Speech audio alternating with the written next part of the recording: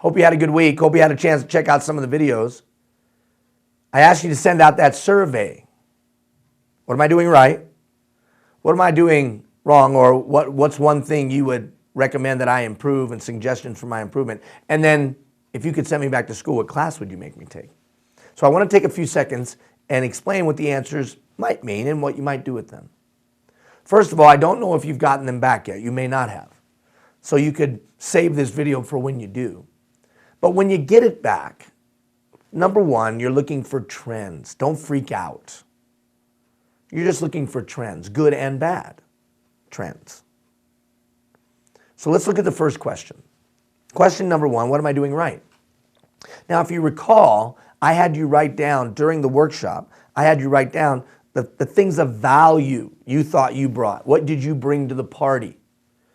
Well, this is a perfect opportunity for you to compare what you think of value you're bringing to the people that work with you and for you and what they said. Compare the two. Are you bringing the value that you thought in the areas that you thought? Or are there other aspects that you bring that you weren't aware of? So that number one is a critical question, not just only to build our esteem, which it should, because I'm sure there's some positive things that they said about you, but also to see and hear what they feel the value you bring is. And is it in alignment with what you thought? Well, what if it's not? Well, that's not a negative. That just means that maybe what they perceive to be a positive may not be on your radar screen.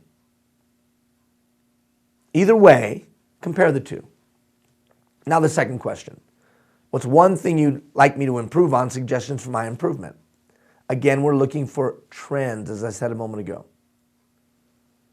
If you get 7 responses back and one says you're a horrible listener, but nobody else says that, then what I would do is look introspectively within yourself and say, is there any validity to that?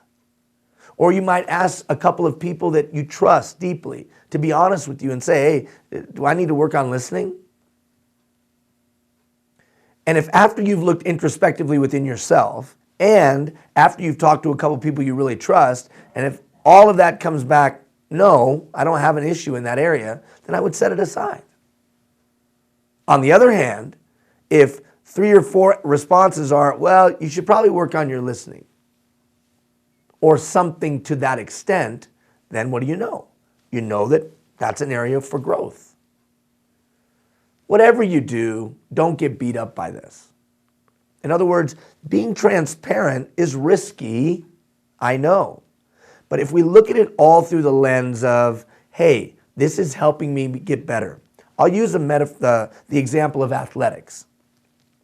There's a reason that in every sport, professional sport, they film the game. Why?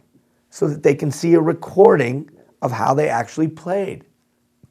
When I used to coach a long time ago, they used to say, the big eye don't lie. In other words, the video doesn't lie. It is what it is.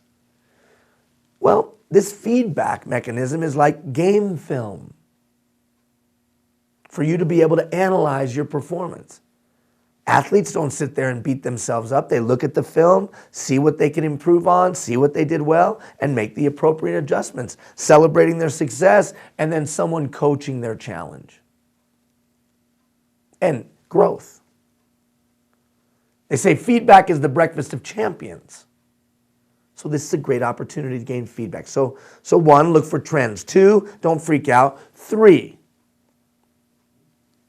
once you've established that there is a trend in a specific area, now we've got to build our action plan. But if you remember in that change video, that change continuum video of the steps, you don't just go from, oh my God, everybody said I'm no good at listening, let me build a plan. Remember, you go from, oh my gosh, everybody says I'm no good at listening, to wow, let me go get some education on how to be a more effective listener, and then really try to understand that. Read it, hear it, think it, talk it, and then build your plan. So that the plan that you build is built with more information you had than when you began. That's more likely a successful more likely to be successful. And then finally, the last question. If you could send me back to school, what class would you make me take?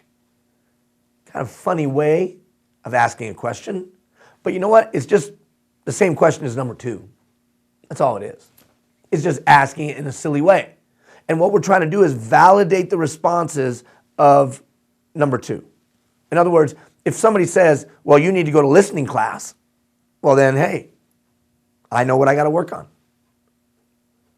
And that's really the only point, is just to confirm, so that you have some way of saying, aha, okay, I've landed on an area of growth here.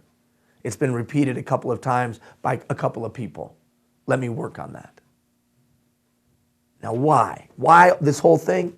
This whole thing so you can, one, improve, but more importantly, build trust with your people. Your people see you're a transparent and confident leader, willing to allow them to help grow you. They see that you take their feedback and insight seriously and do something with it. And then as you bring that improvement to fruition, they respect you because it may not be something they'd be willing to do. And when you are doing things that others aren't willing or unwilling to do, that's called leadership. Right, Jeff? That's called leadership. Jeff's behind the screen there. It's called leadership. All right. Hope that helps. Now, next week, we're going to get after systems. So stay tuned for Monday. Talk to you soon. Take care, everybody.